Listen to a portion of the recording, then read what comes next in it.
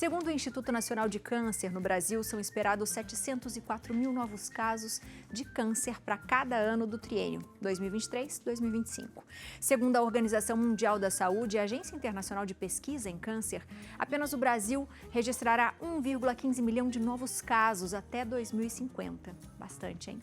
Os números são altos e a gente sabe que o tratamento dessa doença pode causar restrições físicas, psicológicas e financeiras nas pessoas. Por isso, o governo brasileiro criou uma série de leis voltadas para os direitos desses pacientes. Para a gente saber mais sobre quais são esses direitos, a gente conversa com o advogado especialista em direito da saúde, doutor Elton Fernandes. Doutor, seja muito bem-vindo à nossa casa mais uma vez. Boa tarde, doutor. É um prazer para mim estar aqui com você novamente, com o Léo. Estava aqui batendo um papo de paz, né, doutor? Trocando angústias e insônias, né? Mas é sempre muito bom, é sempre muito bom. Né? A gente está falando de câncer do começo da vida, desse ciclo todo, né? Em que a gente passa e não é fácil. Sabe que meu pai foi um paciente oncológico há muito tempo e eu acho que eu sempre digo assim, que as pessoas às vezes falam assim, o paciente está se entregando.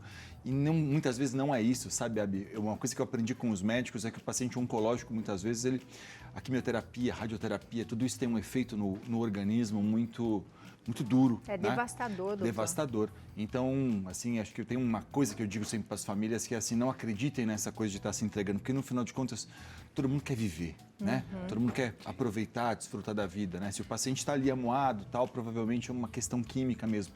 E aí suplementar, falar com o médico, entender que remédio pode usar, é muito importante para dar vitalidade aí. E provavelmente se eles estão dessa forma, né? Meu pai também foi dessa forma, é porque está doendo muito. Exato. E eles ainda estão tentando disfarçar que está mais ou menos Exato, bem, né? Exato. Porque o intuito realmente é essa, quer viver, você quer uma cura. Exato. E dizer para o paciente oncológico muitas vezes que ele está se entregando é colocar sobre ele um peso mais difícil ainda do que já tem sido o processo de tratamento todo, né? Então a gente tem que tomar muito cuidado com isso para não entender que a pessoa está se entregando quando na verdade está ali, lutando, firme e forte. Por falar em lutar, doutor, quando a gente fala sobre as leis, a gente pode dizer que os pacientes oncológicos, eles têm um benefício judiciário, por exemplo, de ser atendido de forma primeira, por exemplo, ou não, doutor? Sem dúvida. É assim, quando a gente fala de um processo judicial, quem tem câncer tem urgência e ele tem uma certa tramitação na prioridade do processo. É que, claro, o que a gente quer, no final de contas, sempre é que essas pessoas possam ter acesso ao seu direito mais rapidamente. Seja um tratamento médico, seja a um dinheiro que está parado, por exemplo. Então, é possível, do ponto de vista jurídico, você pedir o aceleramento de um processo para que essa pessoa rapidamente tenha acesso àquele tratamento, àquele direito, àquele dinheiro. Por exemplo, quem tem câncer consegue sacar o dinheiro que está parado no FGTS, por exemplo. Essa pessoa pode rapidamente sacar. E ao bem da verdade, até o FGTS, Abi, é mais amplo do que isso, porque assim, hoje quase todo mundo que tem uma justificativa razoável, na justiça tem conseguido sacar o dinheiro do FGTS. O que é uma justificativa razoável? Às vezes a pessoa não tem um tratamento médico, mas ela tem um filho que está passando por um momento muito delicado de saúde, ela precisa usar aquele dinheiro para pagar, e ela consegue também. Então, assim, eu acho que a lei do SUS, o SUS tenta dar o atendimento para essas pessoas todas em 60 dias. Mas a gente sabe que isso ainda não é a realidade de um imenso Brasil. O sistema público de saúde funciona muito bem em alguns lugares, né? Se eu pensar, por exemplo, quem tem acesso ao Hospital do Câncer de Barretos, por exemplo, invariavelmente as pessoas amam aquele lugar, porque elas, quando acessam, elas são muito bem tratadas. Mas nem todo mundo consegue acessar o Hospital do Câncer de Barretos. Então, quando a gente está falando com a Dona Maria de Cruz das Almas, que está ali, não consegue acessar, ela fala, mas essa lei dos 60 dias não funciona para mim. Nessa hora, procurar a Defensoria Pública, procurar o Ministério Público. Eu não tenho dinheiro para contratar um advogado, então procura a própria OAB, porque a OAB pode te dar um advogado gratuito se a pessoa consegue mostrar que ela não tem recursos, e isso é relevante para que essa pessoa possa acessar um direito e o tratamento dela. E a gente fala bastante, né, da lista da ANS, né, do que eu posso atender, do que pode ter de medicações e tratamentos, enfim.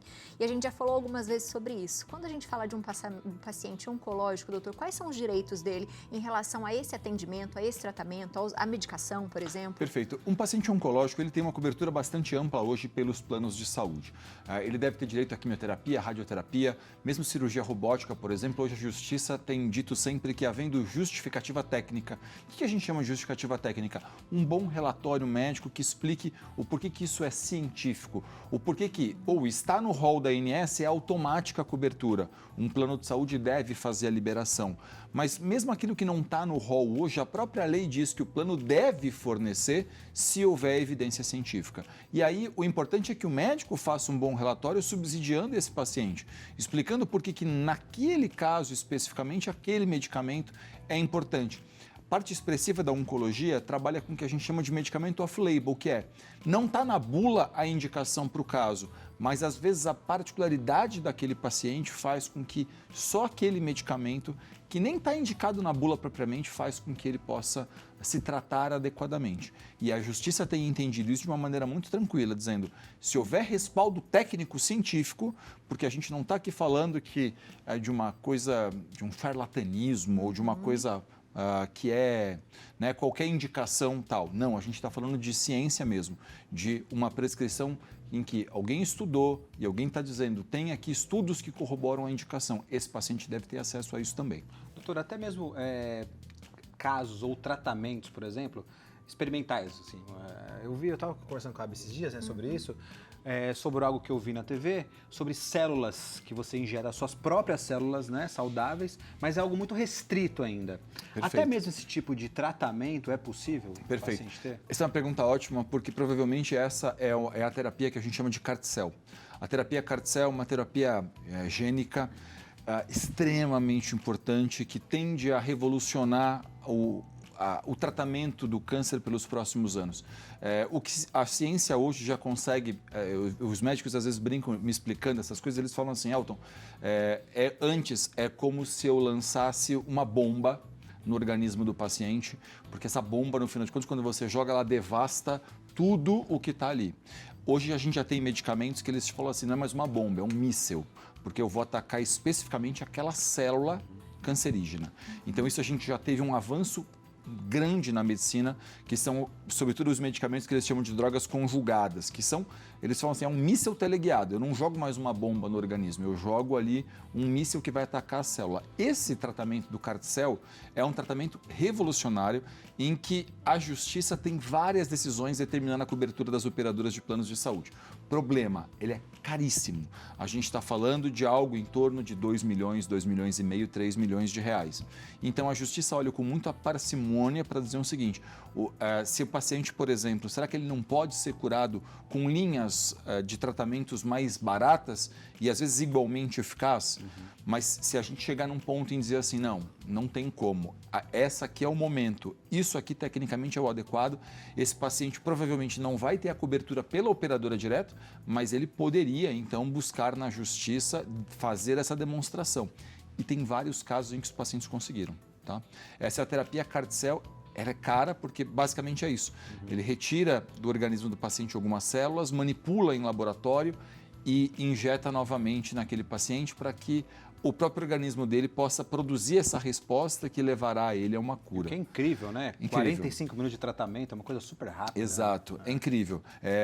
O problema tudo também disso é o custo, porque, por exemplo, uma terapia dessa, se eu pensar em 2, 3 milhões de reais, quando é que isso vai estar dentro do SUS? Agora, a gente sabe que no estado de São Paulo, por exemplo, existem aí estudos públicos que tentam fazer essas drogas a um custo em que eles gostariam de chegar em 500 mil reais. Porque na conta, se chegasse em 500 mil reais, eles conseguiriam tratar aí um universo maior de pacientes. Mas a gente ainda está falando de 500 mil reais. É um dinheirão quando eu penso que muita gente nesse país não tem saneamento básico, né? Mas são lutas que a gente vai tendo que comprar ao longo da vida. Como cultura é importante, saúde é importante, saneamento básico é importante e a gente vai tendo que administrar essas demandas todas. Então, assim, essa terapia, a ANS entende que não tem cobertura, mas a Justiça tem várias determinações de mandando custear. E, doutor, existe uma possibilidade, quando a gente fala que as pessoas têm direito aos tratamentos, que seja químio, né, rádio, por exemplo, mas o paciente, ele já é um paciente que já está bem debilitado e, de repente, o médico pode até falar para a família assim, olha, eu poderia indicar, mas provavelmente não vão aceitar por causa do quadro do paciente. Isso é possível, doutor? Porque seria, vamos supor, um tratamento paliativo e, de repente, o SUS pode entender que ele vai estar gastando com alguém que não vai estar resolvendo aquele problema. Ou não, doutor? Essa é uma conta bem complexa, né? Porque assim, o quanto vale uma vida, Exato. o quanto custa tratar aquela pessoa, né? Sabe que existem até bons artigos tratando disso. E claro, eu entendo assim, enquanto a vida há uma esperança, e aí esse médico, às vezes, que ele fala assim, eu não quero fazer a indicação, mas se existe um outro profissional capaz de fazer a indicação, aquela família pode buscar o atendimento por um outro profissional que faça a recomendação. Dentro de um plano de saúde é até mais simples do que isso, que eu sempre digo o seguinte, você pode, dentro de uma operadora de plano de saúde, buscar qualquer médico, qualquer profissional, credenciado ou não, que faça a prescrição do medicamento, do tratamento, não importa. Qualquer médico pode fazer. E aí você vai pegar aquela prescrição do médico particular, vai levar até o seu plano de saúde, por exemplo, e pedir que o seu plano de saúde siga aquela prescrição. Então não é que você vai fazer o tratamento, vamos pensar num medicamento endovenoso. O medicamento vai ser aplicado dentro da rede do plano de saúde, mas a prescrição pode ser de um particular e a lei permite isso. A própria ANS respalda, ela tem uma regra dizendo que nenhum médico particular pode ser impedido de prescrever um tratamento para o paciente. Tá? Então, qualquer paciente que se sinta, o médico do meu plano de saúde está dizendo que ele não vai mais me oferecer um tratamento, que ele entende e tal, você pode procurar uma opinião particular. Se o médico particular disser que existe a possibilidade, você pode pegar essa prescrição e levar. Basicamente, resumindo, havendo duas ou mais opções terapêuticas, é o paciente que escolhe a qual delas ele vai se filiar. Se a ciência fala, se o médico fala, entendo que não tem, outro fala, entendo que é esse caminho, entendo que é outro caminho, o paciente que vai ter que definir no final de contas, se tem 3 caminhos possíveis, qual que ele vai aderir. Boa, perfeito. Tem perguntinha, doutor? Boa. Vamos aqui, coloca pra gente da dona Ariete. Boa tarde. Quem tem dinheiro no depósito recursal de FGTS e está com uma doença que deixa a pessoa sem condições de caminhar, como pode proceder? E aí, doutor? Perfeito. Senhora Ariete, a senhora, para um caso como esse, não precisa nem de advogado. O que a senhora pode fazer no primeiro momento é procurar a Caixa Econômica Federal e pedir na própria Caixa Econômica Federal o levantamento do seu dinheiro mostrando um relatório médico. Eles costumam fazer uma análise disso e dizer se eles vão deferir, né, se eles vão conceder ou se eles não vão conceder o levantamento do dinheiro. Se não concederem, aí vai ser o caso de procurar então um advogado para provavelmente ter que ir para a justiça lutar por isso. Mas, em regra, a senhora não precisa gastar com advogado nenhum, a senhora pode ir sozinha lá e fazer o pedido de levantamento. Leva os seus relatórios atualizados. A isenção de imposto de renda, talvez daqui a pouco chegue a pergunta, a mesmíssima coisa. Tá? Você pode fazer o pedido direto para a Receita Federal. Então, você pode ir lá na Receita e fazer a solicitação. O que eles vão te pedir? Relatório médico atualizado, eles vão pedir geralmente dos últimos 6 meses, talvez peçam um exame confirmando, tá? E a isenção de imposto de renda, ela vale só para aposentado, para reformado, ou seja, para os militares, por exemplo, e também para aqueles casos em que se recebe uma pensão, seja pensão vitalícia, pensão por morte ou pensão alimentícia, seja lá o que for. As pensões também seguem a regra de que aquele paciente que tem câncer, por exemplo, não pode ter cobrado. Detalhe importante, mesmo após a cura desse paciente, há decisões judiciais determinando que esse paciente não pode ser retornada a cobrança dele. Então, eu ia te questionar sobre isso, porque normalmente o paciente oncológico ele não se cura 1 mês, 2 meses, demora bastante tempo, às vezes até 5 anos, né? Exato. Isso se mantém, então? Por se mantém, isso é estável. A justiça tem entendido que, assim, uma vez paciente oncológico, dentro dessas condições, aposentado, pensionista ou reformado, né? Porque tem gente que fala assim, e se eu estiver trabalhando ainda tal? Não, quem está trabalhando, quem tem condição de trabalhar ainda e não vai ter isenção do imposto de renda. Essa não é uma regra destinada a quem ainda consegue ter uma capacidade de trabalho, ok? Essa é uma regra destinada para quem está aposentado, para quem é pensionista ou para os militares lá que estão reformados. Essa pessoa, uma vez oncológica, para sempre ela vai ter esse direito. E doutor, e quando a gente fala de dívidas, por exemplo, um paciente oncológico que comprou uma casa e essa casa está financiada, é possível a gente pedir para que essa dívida seja anulada, como outras coisas, por exemplo, um IPVA de carro, ele tem alguns direitos em relação a isso? Perfeito. Em geral, quando a gente faz um financiamento de casa, por exemplo, a gente tem ali um seguro que está embutido. Então, assim, se tem um seguro embutido nisso, compensa da morada, porque não é nem que ele fique isento de pagar a casa, mas o próprio seguro, uma vez acionado, pode ir lá e fazer a quitação disso. Tanto que, por exemplo, quando você vai preencher essa aquisição de vai fazer um financiamento, por exemplo, você muitas vezes coloca lá, te pedem até uma declaração de saúde em muitos casos. Né? Você tem qual doença, para que a seguradora estipule qual é o risco que ela corre dentro do seu caso, para que ela saiba se ela vai ter que quitar isso ou não. Então, assim, se tem um seguro, é plenamente possível você exigir que eles vão lá e façam a quitação. Aí compensa dar uma olhadinha no contrato do próprio seguro que você contratou e que geralmente está embutido no seu financiamento. Dívidas menores também, doutor? Acontece Cartões, isso? Cartão de crédito, por exemplo. Assim? O cartão de crédito, sim, também, muitas vezes tem lá um seguro. Né? Aliás, cartão de crédito é um troço que a gente usa e às vezes nem se dá conta de quantos direitos a gente tem usando um cartão de crédito. Porque a própria empresa do cartão de crédito, às vezes, ela te dá seguro viagem, né? Ela te dá garantia estendida. Tem empresa, tem cartão de crédito que te dá até, se você encontrar o mesmo produto com uma diferença de preço num prazo de X dias, ela te torna um valor. Então, assim, tem vantagens a usar um cartão de crédito que precisam ser analisadas aí. Muitas das empresas de cartão de crédito têm isso também, tá? E aí, claro, às vezes as pessoas falam assim para mim, né? Eu já recebo muito contato de falar assim, uma pessoa faleceu e deixou uma dívida de cartão de crédito. Os filhos estão obrigados a pagar essa dívida? Eles só são obrigados a pagar essa dívida até o limite do que aquela pessoa falecida deixou de bens para que seja saldado isso aqui.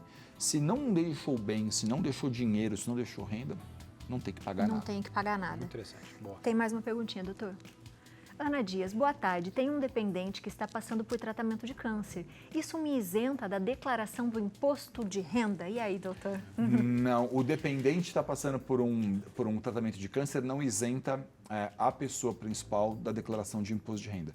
O que você vai conseguir fazer eventualmente é até abater alguns custos, né, que esse dependente teve ali dentro da sua declaração, mas a isenção do imposto, por si, isso não vai ser possível para quem é o titular, tá? Então, nesse caso, não vai dar. Aí vai ter que fazer a declaração mesmo bonitinha e vai colocar aquelas despesas todas para buscar um abatimento fiscal.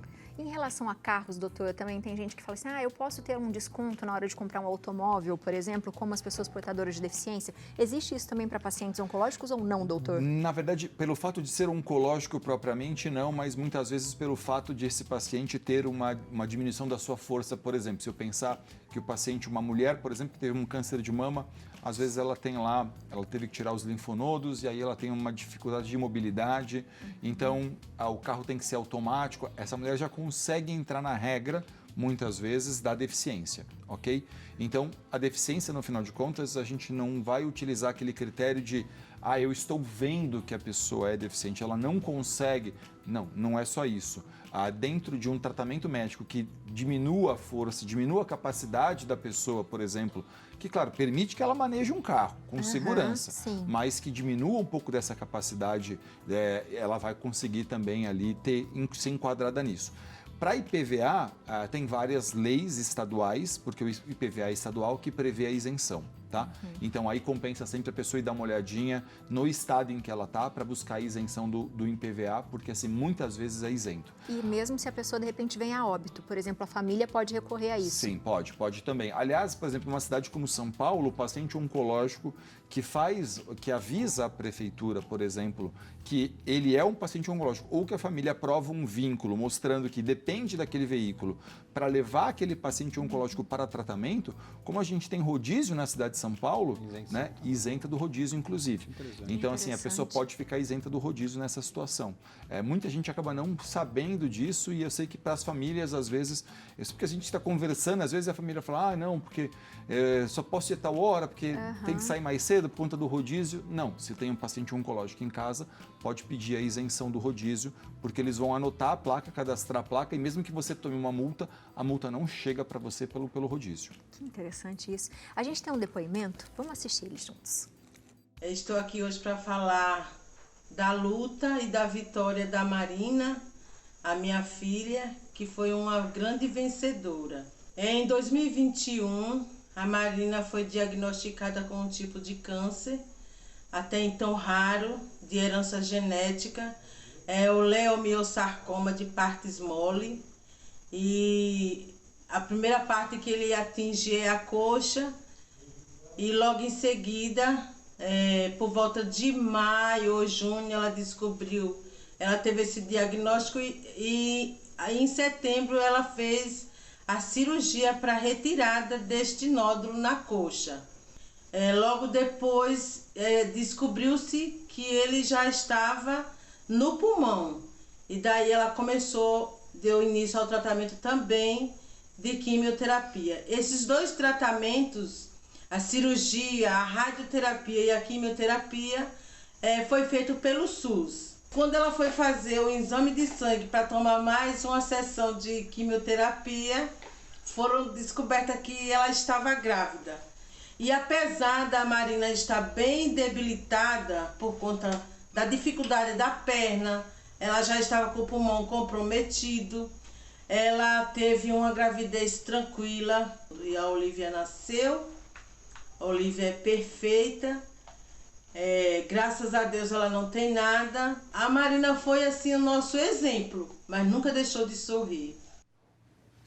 Caramba. Que bonito, né? Que forte isso, né? Forte demais. E ela foi embora em dezembro, né? E deixou a netinha com a vovó, provavelmente, que, né, tem essa história bonita, né? A gente sabe que é triste, mas é uma história de muita força para contar. Porque imagina como ela estaria debilitada, né, doutor? Para ter essa gravidez e a bebê nascer tão saudável. E é muito bonito ver a Olivia, né?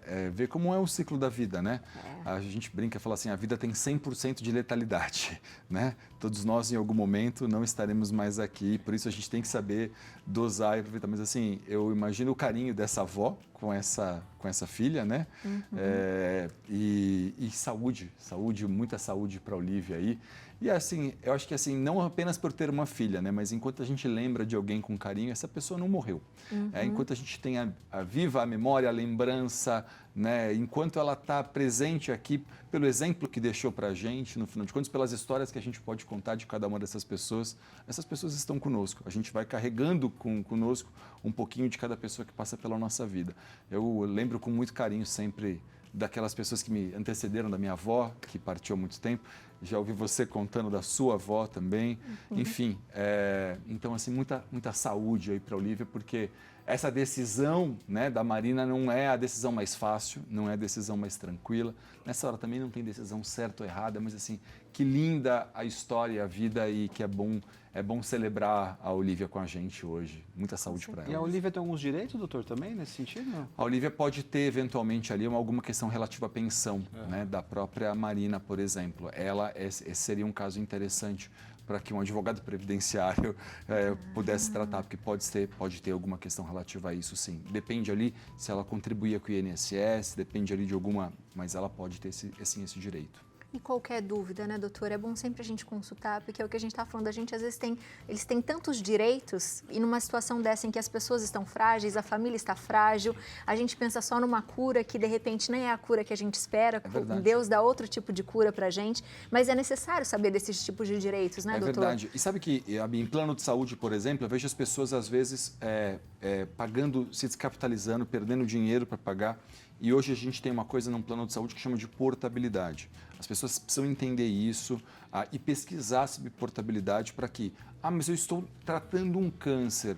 Você tem direito de fazer portabilidade mesmo tratando um câncer. Sem carência nenhuma. Sem carência, levando consigo todas as carências. Aí alguns cuidados evidentemente são importantes, tem que pesquisar bastante. Portabilidade é algo que não envolve em regra um advogado, não envolve em regra um corretor, não envolve ninguém. A pessoa, em tese, poderia fazer tudo sozinha dentro do site da INSS. Mas a portabilidade existe e isso é importante para as pessoas compreenderem, a fim de que, pagando caro, não tem capacidade de continuar pagando aquilo, mas não quer perder o tratamento, possa ir para um outro plano de saúde e continuar se tratando. Doutor, volte sempre na nossa casa. Doutor, é incrível. Viu? Por favor. Estou à disposição sempre. Muito obrigado pelo convite, gente. Obrigada madrugada sempre. A gente conversa. Amém, amém. Você de casa aproveita para seguir o doutor, @Elton Fernandes Advogado, e também tem eltonfernandes.com.br. O doutor faz vários vídeos explicativos, responde as suas perguntas, então aproveita para falar com o doutor. Obrigada, viu? Muito obrigado, eu que agradeço. Beijos para a família toda. Para vocês também, muito obrigado. E pro bebê que já deve estar enorme, viu, doutor? Grandão. Já deve estar grande, grandão. mas ainda acorda de manhã, Eu falei, Léo, de eu madrugada. vim do futuro para dizer que ele ainda não está dormindo, então assim... Então, isso que eu ia perguntar. Ainda não. Ainda não, olha... Se prepare, né? Se prepare. Grande doutor. Obrigado Muito pela bom. dica. Obrigada, com licença. Com licença, obrigado.